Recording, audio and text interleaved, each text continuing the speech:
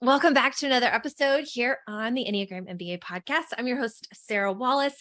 And today I am joined by Jodi Flynn, who has, I'm going to go through this because this is worth knowing, but quite the resume. And I'm very excited to get to talk to her. And I'm excited for you to get to meet her or continue to learn more from her if you already know. Jodi is an executive coach that works with women in leadership positions. And then she has a specific niche, even within that we're going to get into a little bit later. She is the president of the Maine's Women's Conference. She is host of her own podcast, Women Taking the Lead, which is so good. And then she's also an author of the book called Accomplished: How to Go from Dreaming to Doing. And I learned just today that it is now also available on Audible, which I love that and getting to hear the author's voice. So that's really fun. And then Jodi is also joining us as an Enneagram Type 3. So we're going to get the inside scoop on her personal experience with that energy. So Jodi, welcome to the show. Sarah, I'm so honored to be here and thrilled. You are always like so fun to be with and so full of energy and effervescence that I can't wait. This is going to be a great conversation. Well, I love that word, by the way. Such a good word. Jodi and I actually, this is always fun just to kind of hear how people connected, but we were in the Thought Leadership Academy together. When did we graduate? May of 2022, I think it was. Yes. Yep. So we spent 4 weeks kind of sharing thought leadership ideas, talking about public speaking Actually, fears. about 4 months. 4 months. Did I say Almost. 4 weeks? Yes, 4 months. That's what I meant. Thank you. Yeah. So that was really fun. And just hearing what Jodi was working on, and her niche, and then learning more about her podcast, I thought we got to get her on the show, especially with this being the leadership season. So excited to have you, Jodi. Is there anything that you would add to your intro about how you help women, what you do that we should know about before we get started? Yes, I have started to specialize, and this came about in the pandemic when the women who were reaching out to me, it was reflected in the stats we were hearing in the news about women leaving the workforce, just feeling burnt out and overwhelmed. And gosh, the changes that were going on in the workplace were just crazy. Is such like a not a very specific term to use, but it was mind-boggling everything that was going on. And I began to specialize. I had worked with these women before, but really saw the need for this, to work with women who were still, trying to get their feet under them, get their balance after their last promotion. So a lot of women who had been promoted right before the pandemic or after the pandemic started, they didn't have that runway to really get up to Mm. speed and adapt to their leadership role. But I was even seeing this before the pandemic. It really, started to spike at that time. So I work with women leaders who maybe have lost their confidence and are experiencing more imposter syndrome since their last promotion and just want to get back that feeling of both confidence and competence in their current leadership role. And I love this niche or this piece of that process so much because I think a lot of times this part of the journey can be forgotten, and it's like the end happily ever after. You get the promotion, kind of like getting married. Oh, the end happily ever after. And it's like, oh, no, no, no. There's so much more that happens after Yeah. that. Because I know there's no shortage of resources. There probably could be more, I'm sure, for helping women get into those positions. But then I don't hear much about once you get the negotiated salary, once you get the promotion and you're in the room, then what? And so Yes. such a great niche. I know in one of your past episodes, or maybe it was a blog, you had talked about there are a couple of reasons why women get tripped up in this stage. Would you be willing to share a couple of those? Yeah, absolutely. There's a couple of things going on. And, this is so going to relate to our Enneagram 3 conversation as well, because, women who are leaders tend to be high achievers, right? They see a need, they have a desire to serve, and they like to go for that next goal.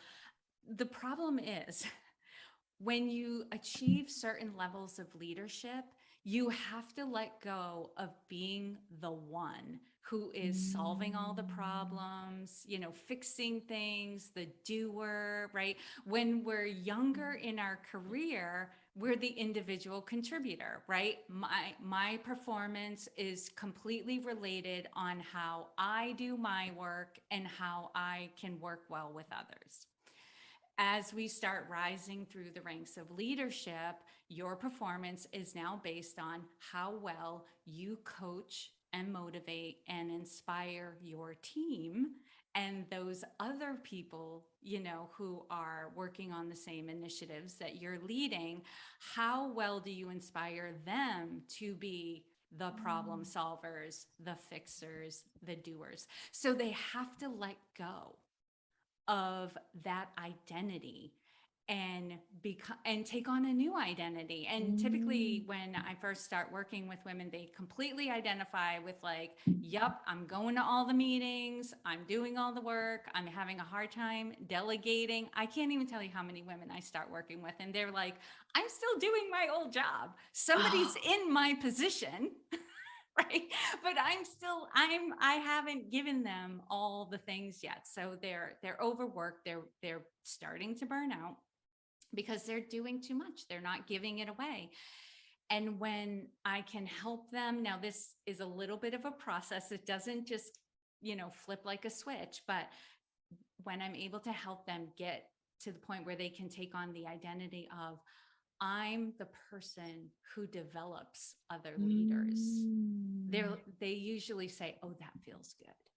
That I can do. Yeah. And when they realize that all of these things they're having a hard time giving away are actually the access to develop other leaders, by giving them away, you develop other leaders, then it's easier for them, right? It's all in identity, which then ties to the second thing that trips them up. Like, how do I provide value?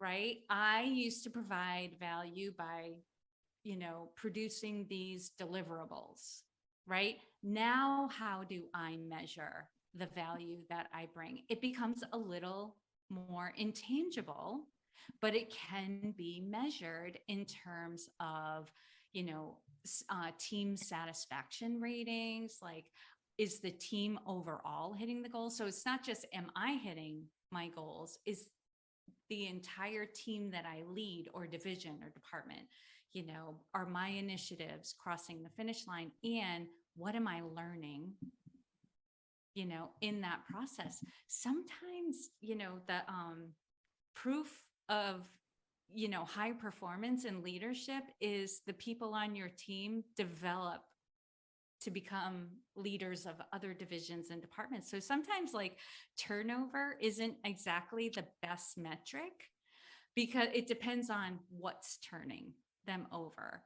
I have a client, she actually is an agency owner, and she really does not love the process of having to put out, an ad for an open position, reading resumes, interviewing. But at the same time, because what caused her to be in that position was she developed team members that then went on to become agency owners of their own.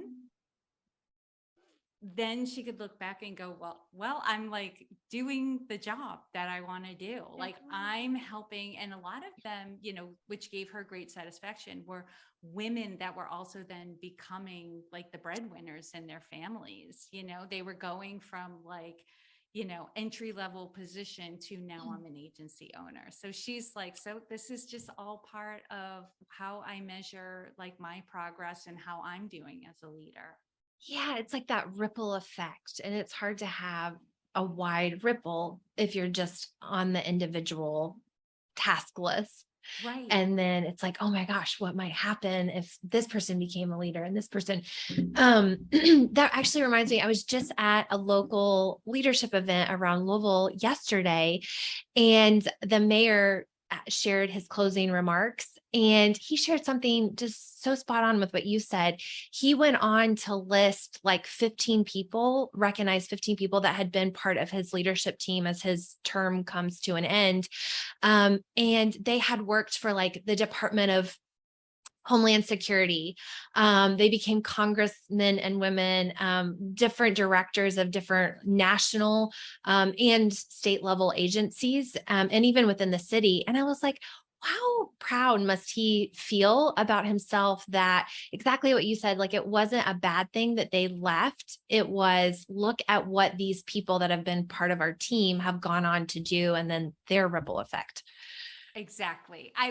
That's exactly what was going on in my head as you were saying that. Like, what does your team go on to do Yeah. after they've worked with you and you've developed them and given them coaching? What were they then able to go on to do? That's your metric. Yes, that's so good. And then even for those of us who are working with clients, like what do our clients go on to Yes. do and impact and regardless of what type of business. So I absolutely love that perspective and that shift of the identity. But the measuring value is very real. And we're going to come back to that in just a minute.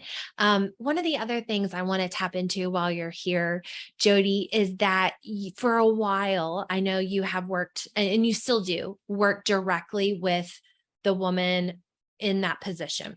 And then recently, I know you've also started to focus on your messaging and your guidance around the organization, because a lot of times the leadership development is just not designed for women to be successful. So what are you seeing within these leadership development programs that just are not designed for women? Like, what are they missing or what do they have that's maybe not applicable that organizations need to be thinking about tweaking on their end?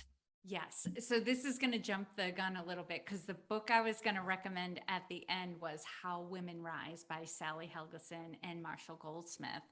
And what this book really zeroes in on is how most leadership development programs, including the leadership development program that Marshall Goldsmith had originally developed based on his book, What Got You Here Won't Get You There, there's a mismatch with what women actually need. So if an organization has a cookie cutter leadership development program that they apply to every leader regardless of gender, it's going to miss the mark for women because most leadership development programs were designed by men and based on the experiences of men as leaders. And there are certain challenges that women have that men just don't seem to have. Whether you come from nature, nurture, we could get into all of that. Usually it ends up putting me in a tizzy. But the fact of the matter is, like, women need more assertiveness training. They need more training on how to negotiate, how to advocate for themselves, how to, you know, how do I want to say this? Like, we call it bragging, but it's not bragging. It's just saying, hey, I did this. Like, owning the work that you've done and the value that you provide